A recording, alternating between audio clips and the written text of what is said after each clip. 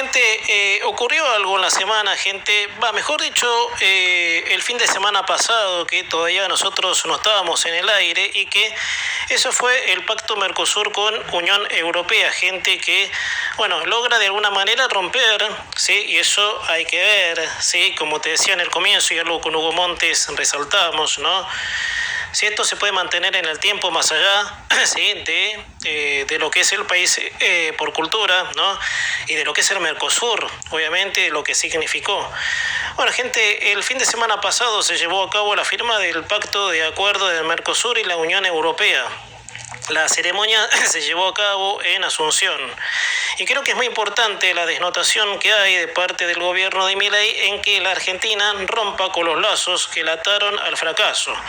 Por ejemplo, uno de esos puntos es el aislamiento con el mundo, predicado en un nacionalismo que privilegió a unos pocos, que con ese discurso hicieron creer que ellos eran la solución de todo.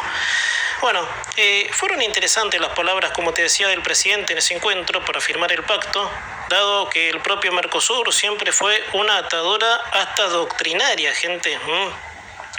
Yo me acuerdo cuando te comento esto, sí, que en su momento Luis Lacalle Pou, cuando era presidente de Uruguay, había dicho de que el Mercosur era un corsé, un lastre, no me acuerdo la palabra, ¿no? De las trabas que había, gente, si nos ponemos a pensar.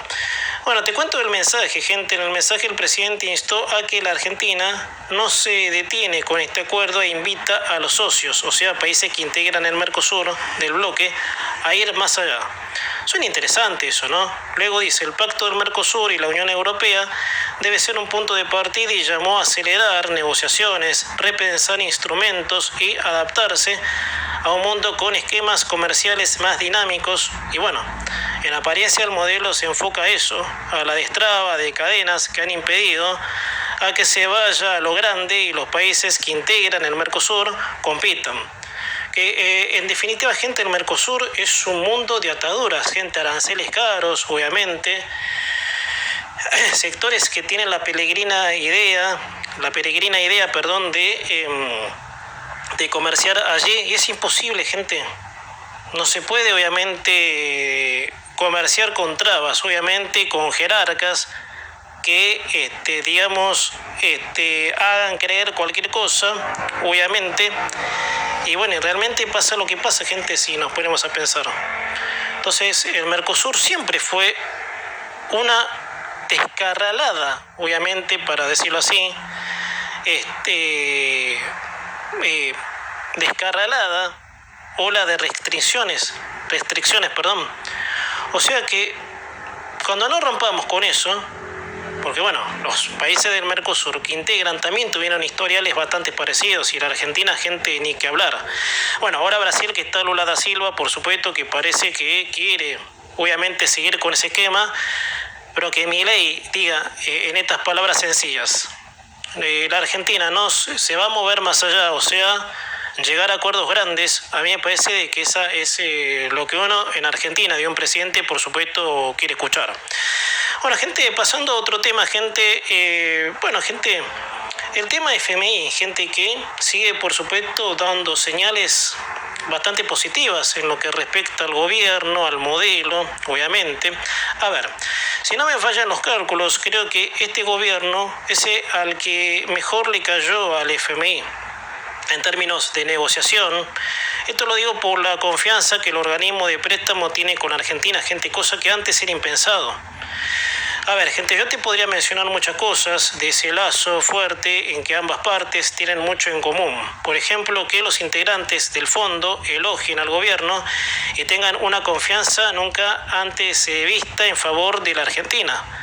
Recuerden que con el fondo, y como te decía, tuvimos épocas muy críticas en cuanto a cómo los gobiernos pero kirchneristas llevaban a cabo las negociaciones. Bueno, gente, esto, y traigo un dato, ¿sí?, de ya bastante tiempo atrás, cuando Macri tuvo, y ahora llego igual, obviamente, pero el dato obviamente resalta a una realidad de cuando el fondo estaba mal visto aquí en Argentina. Incluso si se agregó esto, gente, y acá está, ¿sí?, lo que te voy a agregar, con el gobierno de Macri también el fondo tuvo otro color. porque cuando Macri volvió al organismo de préstamo, él mismo dijo que la relación con el FMI no era la misma hace 20 años, o sea, del 2018, cuando le explota, obviamente, como dinamita la crisis a Macri y tiene que recurrir al préstamo para fondear a los que predicaban la patria no se rinde. ¿Se acuerdan de lo que fue eso? La crisis era insostenible, ¿sí? El déficit fiscal. Claro, era una crisis que explotaba. Decir que Macri, bueno, dejó las reservas, obviamente, dejó el tope de reservas como corresponde, pero fue fatídico, obviamente, cómo explota esa crisis. Una crisis que ya gente estaba avisado. Eso, gente, no me quiero ir del tema, obviamente, porque esto forma parte del pasado, pero del presente también, gente, porque estamos hablando del fondo. A ver, gente, el FMI, según me adelanto un poco, gente, dice, Argentina crecería más que Brasil y México y estaría entre las 11 economías más avanzadas en el 2026. O sea, para que se haya logrado esa expectativa de parte del fondo, quiere decir que la Argentina dio varios pasos adelante en cuanto a cómo debe manejarse con el sistema.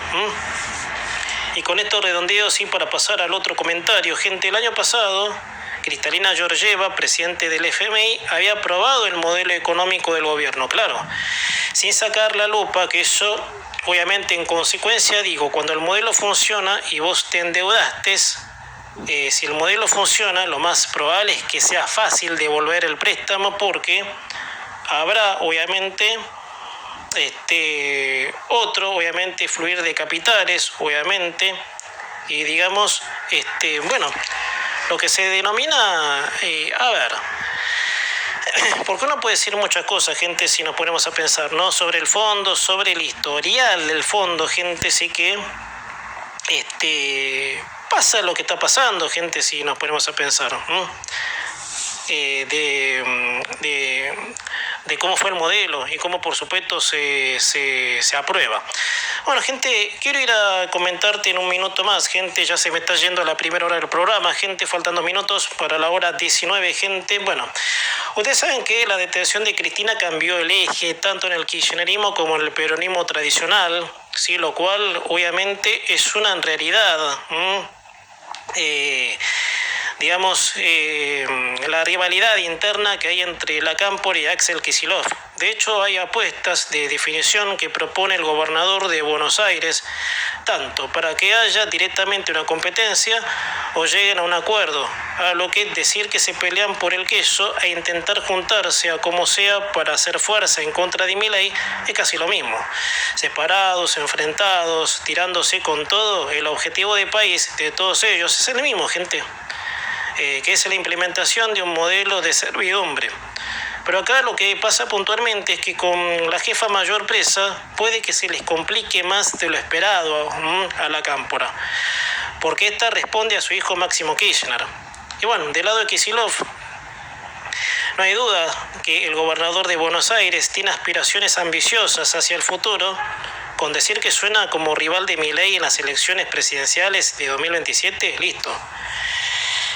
Que postdata, Dios nos ilumine y no sea posible este tipo como presidente, pero la realidad es otra, gente. Tiene un buen visto, un buen perfil en imagen y hay que ver si toda esa energía la usa para salir triunfante de la interna con el cristinismo duro, o sea, la Cámpora. Kicillof desafió a Máximo Kirchner y avisa que dará pelea por el PJ bonaerense. El mandato de Máximo Kirchner está vencido, por eso es que en marzo de este año hay elecciones en el PJ. La elección se llevará a cabo puntualmente el 15 de marzo, lo cual Kicillof activó su estrategia para disputar el control del PJ bonaerense. Esa estrategia es insistir con una lista de unidad y admitió que hay desconfianza. La desconfianza es justamente con la Cámpora, a lo que el gobernador de Buenos Aires reclama poder de decisión.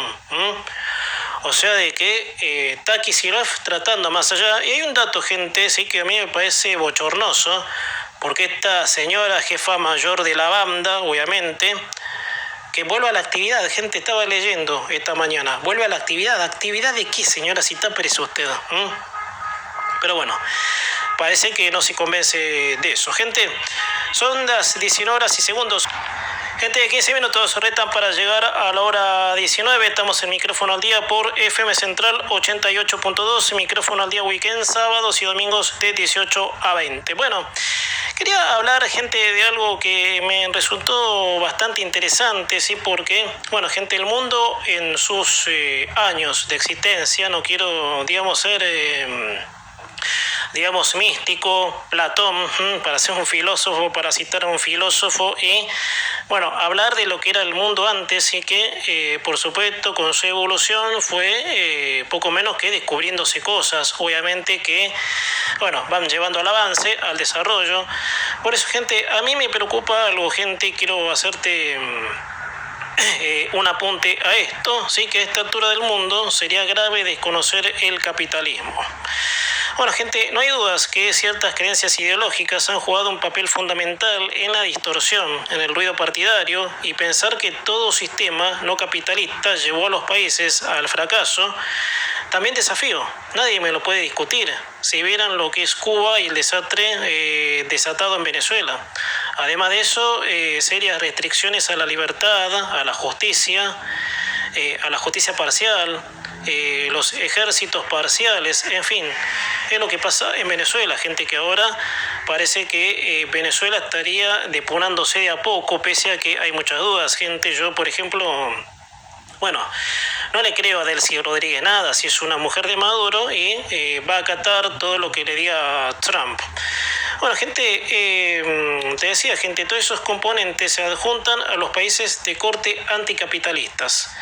Bueno, gente, esta semana estuvo muy influida por la participación del presidente Milei, ¿sí?, en la cumbre de Davos, una vez más dejando a todos con la boca abierta, y se refirió al capitalismo como tal cual es el capitalismo de libre comercio, es el único sistema justo. Bueno, posteaba, gente, la semana en la red X, ¿no?, que del invento de la penicilina hasta acá, qué cosa, para preguntárselo medio irónico, no es posible gracias al capitalismo. O sea, el capitalismo, como lo dice su palabra, es capital, o sea, medio, obviamente, para mover, que es la moneda en este caso. Obviamente que se constituye el sistema económico, obviamente, moneda confiable, bueno, ya sería otro detalle ese que en otro momento, por supuesto, me metería. Que es el único medio que hace posible la inventiva de los enseres que hoy disfrutamos todos, gente, ya sea computadoras, teléfonos celulares, autos, medios digitales y hasta los alimentos que tenemos en nuestra mesa. Todo eso es por medio del capitalismo. Sin el capitalismo seríamos África, continente en el cual la pobreza, gente, en África es extrema, y si me apuran mucho, seríamos como la Edad Media, en la cual la gente se moría hasta de un resfrío a los 30 años. Porque esto es así, gente. ¿Cómo fue posible que la expectativa de vida se extendiera con los avances y descubrimientos y quiénes, por supuesto, y por qué medios, obviamente? ¿Quiénes y por medio de quién, de qué son posibles los descubrimientos? De la libertad. O sea, la libertad de explorar, la libertad de hacer cosas, de innovar. Eso obviamente es posible por el capitalismo. Y eso hay mucha gente que lo niega, lamentablemente. Bueno, el país, obviamente, la Argentina más que nada, y los países de América Latina que sufrieron los embates del socialismo son los que han pagado caro, obviamente, ese error. Por eso, gente, la libertad y el capitalismo hicieron posible que lleguemos a lo que llegamos hoy en avances, obviamente, porque durante la historia hubo países que se enarbolaron en los sistemas socialistas, porque aún en esas épocas tal vez no había la difusión de ideas que hay ahora. Si nos ponemos a hablar de Australia, por ejemplo, gente, Australia, que yo a veces viendo documentales de Australia, así de hace, qué sé yo, 20 años, ponele, yo no puedo creer cómo Australia, así de ser la nada del desierto, de ser poco menos que un país aislado, casi en el medio del mar, no tenía recursos, llega a ser una de las potencias más importantes del mundo. Porque no es, a ver, y esto puede ser como no, hay que interpretarlo de alguna manera, si los recursos naturales hacen que los países sean ricos, y no, porque Argentina no es un país rico pese a tener todos los recursos naturales. Entonces, ¿qué hay? Obviamente, dentro de esa estética para hablar de países ricos y desarrollados. Australia, gente, que nadie daba nada por ese país, porque en ese país está en medio del desierto y sin embargo hoy en día, gente, como te decía, es una de las potencias del mundo, llegando a tener el 90% del PBI per cápita. Entonces, ¿cómo hizo Australia para llegar a ser una potencia, para ser una de las potencias más fuertes del planeta? Y con el capitalismo, gente. Yo creo que el secreto está en cómo se entiende el capitalismo y cómo se logra, obviamente, la expansión de riqueza, de bienes y servicios, ¿no? Con un orden jurídico que permita a la gente hacer. Eso, obviamente, en el contexto orden jurídico, constitución y demás. Bueno, gente, el verso, que no es nuevo y más en Argentina, ha convencido a gran parte de la sociedad que es lo contrario. Y claro, los iluminados que predican en contra del capitalismo son capitalistas, porque ellos sí disfrutan de los enseres que no pueden disfrutar los que compraron el verso. En otras palabras, esta participación del presidente en Davos fue la tercera desde que es presidente y en el mensaje se notó más la contundencia. Esa reflexión que imparte desde lo más profundo de la lógica, de que el capitalismo es el único sistema justo, porque si nos ponemos a pensar de lo que existe hoy en materia de confort, es gracias al capitalismo, gente. Por eso yo no sé la burda discusión, obviamente, de combatir el capital. Que los socialistas, que son los predicadores de combatir el capital, pero esos son los que usan teléfonos celulares, Audis, maquinaria de última generación en cuanto a televisores, obviamente, bueno, maquinaria, cualquier cosa. Enseres, obviamente, televisores, Audis, celulares, relojes, todo eso. Si vos combatís el capital, querido, no sé qué demostración, por supuesto, querés hacer, obviamente. O sea, vos sos un capitalista y disfrutás de lo que no querés que disfruten otros, porque tu discurso es al revés de un anticapitalista. Pero ellos, obviamente, los socialistas, se ponen en el disfraz, por supuesto, de anticapitalistas. Gente, hablamos con Mariano del Barrio hace un rato, gente, sobre una encuesta que se dio a conocer en estos días, que indicarían que el presidente Milei podría ganar ampliamente un balotaje con Kicillof. Bueno, por mal que pese, gente, con Mariano lo hablábamos hace un rato en el bloque anterior.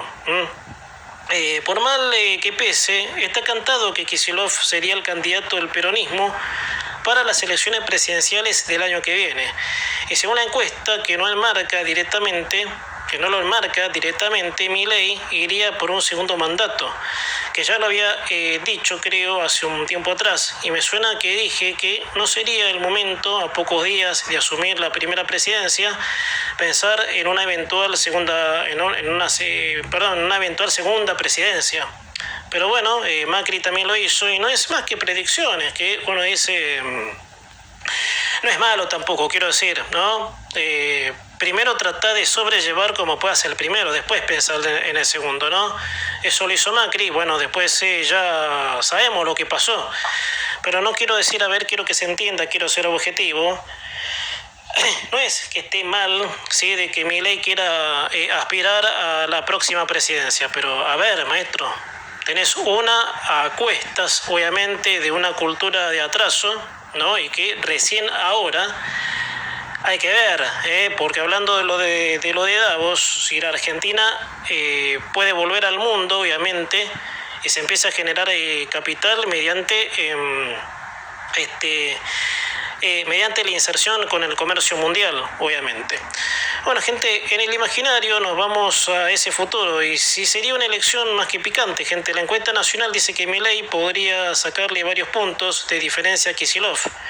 Uno de los números marcan en expectativas un 47% de Milei contra un 45% de Kicillof. Bueno, no quiero contradecir la encuesta tampoco, pero el 2% de diferencia no hace mucho a la diferencia de que sea una elección aplastante. O sea, para que sea una elección aplastante, y esto lo digo yo muy a mi criterio, un balotaje es obviamente desempatar, poco menos, obviamente, de que un resultado en primera vuelta no se dé, para que ese presidente electo que ganó en primera vuelta asuma. Pero bueno, una elección aplastante en un balotaje, yo no lo llamaría así, no lo decoraría así. Con esto voy a terminar, así vamos a pasar los mensajes. Esta es la primera encuesta que se mide en este 2026 y no varía mucho del actual espectro político desde la parte de Kicillof. Kicillof lo que tendrá es una batalla interna, y lo charlamos con Mariano hace un rato, con el peronismo, gente. No, con el cristinismo duro, ¿sí? Dado a que Kicillof, por supuesto, se perfila como un líder peronista futuro, así que, bueno, por supuesto, vamos a ver cómo se va desarrollando la cuestión. Gente, faltan 4 minutos para llegar a la hora.